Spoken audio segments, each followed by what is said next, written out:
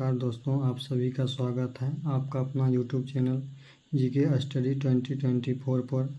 आज हम प्रश्नावली 8.1 का दूसरा देखते हैं। क्या कहता है आकृति 8.13 में tan p minus cot r का मान ज्ञात कीजिए। आकृति दिया हुआ है जो कि आपका गणित में 8.13 ये आकृति है। इस आकृति को हम देखते हैं। इसमें सबसे बड़ी भुजा कर्ण जो कि दिया हुआ है 13 सेंटीमीटर, ये भुजा कर्ण हो गया। और ये जो पी क्यू भुजा है ये दिया हुआ है 12 सेंटीमीटर और क्यू आर हमको निकालना है, क्यू आर हमें ज्ञात करना है। तो चलिए देखते हैं। दिया है, जो दिया है हम लिख लेते हैं। पी क्यू बराबर 12 सेंटीमीटर और पी आर बराबर 13 सेंटीमीटर और क्यू आर हमको ज्ञात करना है। क्यू आर बराबर वाट।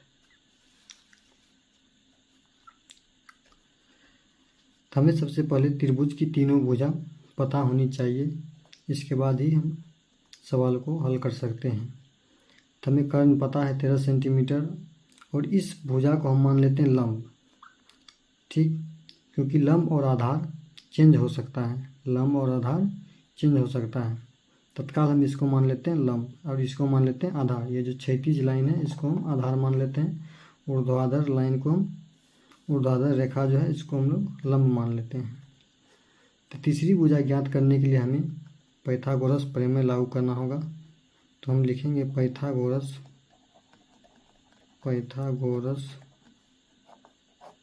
प्रमेय से। पाइथागोरस प्रमेय क्या कहता है? कर्ण का वर्ग बराबर लंब का वर्ग जोड़ आधार का वर्ग।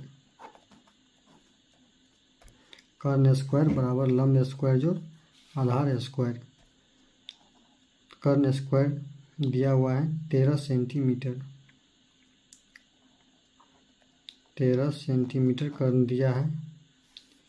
चित्र में देखते हैं कर्ण दिया हुआ है 13 सेंटीमीटर, तो हम कर्ण की जगह लिख देते हैं 13 सेंटीमीटर। स्क्वायर है तो स्क्वायर लिख देते हैं। लंब जो कि हम बोले थे पी क्यू को लंब तत्काल मान लेते हैं।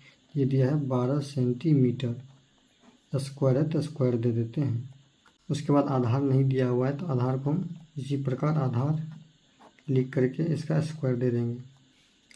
आगे सोल्व करते हैं। तो 13 का स्क्वायर है तो 13 का स्क्वायर होता है 169 सेंटीमीटर का स्क्वायर सेंटीमीटर स्क्वायर। उसके बाद 12 का स्क्वायर होता है 144 सेंटीमीटर स्क्वायर है तो सेंटीमीटर स्क्वायर प्लस आधार का स्क्वायर। अब हम क्या करेंगे, 144 को पक्षांतर करेंगे, इस साइड लाएंगे तो इधर प्लस में है। जब 144 सेंटीमीटर को हम इस साइड लाएंगे तो इधर आने पर इसका चिन्ह बदल जाएगा और माइनस हो जाएगा। तो पहले जो है इधर उसको हम लिख लेते हैं 169 सेंटीमीटर स्क्वायर और इसमें या का चिन्ह लगा देते हैं, क्योंकि इधर बराबर है तो इधर या का चिन्ह लगा देते हैं। अब ये 144 सेंटीमीटर इस पर आएगा बराबर के बाईं ओर तो हो जाएगा माइनस का 144 सेंटीमीटर स्क्वायर। अब इस बराबर को यहाँ लिख देते हैं, इधर बचा आधार का वर्ग। जब इसको हम लोग घटाते हैं तो घटाने के बाद ये बचता है 25 सेंटीमीटर स्क्वायर। सेंटीमीटर स्क्वायर बराबर इधर आधार का स्क्वायर है तो हम क्या करेंगे, आधार का स्क्वायर है तो स्क्वायर को हटाएंगे। तो जब स्क्वायर हटेगा तो इस तरफ संख्या के ऊपर रूट हो जाएगा और इधर हो जाएगा आधार सिर्फ, क्योंकि हमको आधार ही ज्ञात करना है, आधार स्क्वायर नहीं। अब हमको क्या करना होगा, 25 को ऐसी दो संख्या में तोड़ना होगा जो समान हो। तो 25 को हम तोड़ सकते हैं 5 गुना 5 में, और सेंटीमीटर का स्क्वायर है तो सेंटीमीटर गुना सेंटीमीटर बराबर आधार। अब आपको पता होगा कि जब रूट के अंदर किसी संख्या का जोड़ा लग जाता है तो उसमें से एक बाहर निकल जाता है। 2 5 है तो इसमें से एक 5 बाहर निकलेगा, और 2 सेंटीमीटर है तो 1 सेंटीमीटर बाहर निकलेगा, बराबर आधार। अब हम क्या करेंगे, आधार को इस तरफ लिख देंगे, इसीलिए आधार बराबर 5 सेंटीमीटर। तो हमें आधार पता चल गया कितना है, 5 सेंटीमीटर। चित्र में लिख देते हैं 5 सेंटीमीटर। इसके बाद हम देखते हैं हिसाब में क्या कहता है। कहता है 10p माइनस cot r का मान ज्ञात कीजिए। यहाँ पर लिख लेते हैं हम, अतः 10p माइनस cot r। आपको पता होगा कि tan थीटा, जो कि थीटा की जगह p है और इसमें थीटा की जगह r है, तो tan थीटा बराबर होता है लंब बटे आधार। लंब बटे आधार, माइनस है तो माइनस लगा देंगे।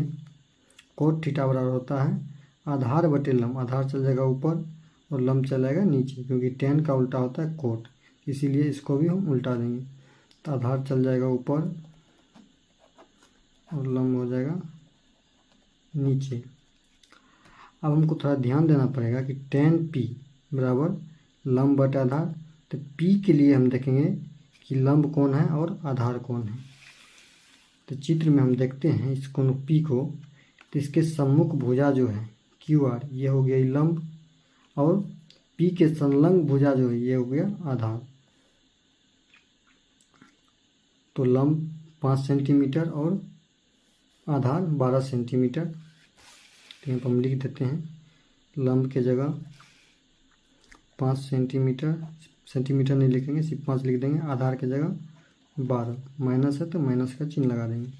फिर कोट r के लिए, अब r के लिए देखेंगे हम आधार कौन है, लंब कौन है। देखते हैं हम चित्र में, ये रहा कोण r। तो इसके लिए आधार हो जाएगा इसके संलग्न भुजा और लंब हो जाएगा इसके सम्मुख भुजा। किसी भी कोण के सम्मुख भुजा है तो उसको बोलेंगे लंब। तो लंब हो जाएगा कोण r के लिए PQ, जो कि 12 सेंटीमीटर है, आधार हो जाएगा 5 सेंटीमीटर। तो ऊपर में आधार है तो हम आधार की जगह लिख देते हैं 5 बटे में लंब 12। अब इसको हम सॉल्व करते हैं। 5 बटे 12 है, 5 बटे 12 है, तो आप भिन्न का घटाव भी बना सकते हैं। वैसे हम जानते हैं कि किसी भी संख्या में यदि दो संख्या समान रहता है, बीच में घटाव का चिन्ह रहता है, जैसे 5 घटा 5 बराबर होता है 0। जब दो संख्या समान है, बीच में घटा का चिन्ह है, तो दोनों घट के 0 हो जाता है। नहीं तो हम इसको भिन्न का घटाव की तरफ बना सकते हैं। 12 और 12 कैल्शियम लेंगे तो 12 ही होगा। जब हर समान है तो अंश भी ठीक उसी प्रकार लिख देते हैं, 5 घटा 5। तो 5 में से 5 घटेगा तो हो जाएगा 0 बटे में जो है वो लिख देंगे 12। किसी भी संख्या, यदि 0 में हम किसी भी संख्या से भाग देते हैं तो उसका मान भी 0 होता है। अतः इस प्रश्न का दूसरी नंबर सवाल का उत्तर हमें 0 निकला। इस प्रकार इस सवाल का उत्तर 0 हो गया। और मिलते हैं आप लोग से अगली वीडियो में, तब तक के लिए जय हिंद।